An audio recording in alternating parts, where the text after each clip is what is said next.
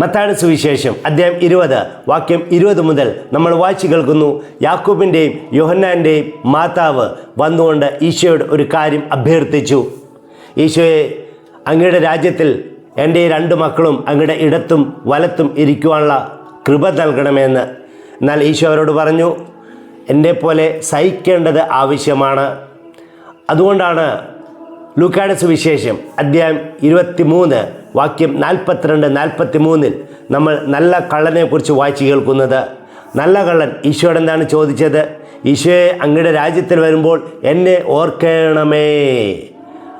ആ പ്രാർത്ഥന ഈശോ കേട്ടു. എന്നിട്ട് ആ ചോദിച്ചതിനേക്കാൾ വലിയ കൃപ ഈശോ ആ നല്ല കള്ളന് കൊടുത്തു. അതായത്, ഇന്ന് നീ എന്നോടുകൂടെ പറുദീസയിൽ ആയിരിക്കും. സ്നേഹമുള്ളവരെ, ആ നല്ല കള്ളൻ ഈശോയെ പോലെ സഹിച്ചു, വേദനകൾ അനുഭവിച്ചു. അതുകൊണ്ട് നമുക്ക് ഈ നോയമ്പ് കാലത്ത് സഹനങ്ങളിലൂടെ കടന്നു പോകാം, എന്നിട്ട് സ്വർഗരാജ്യം നേടാം. ആമേൻ.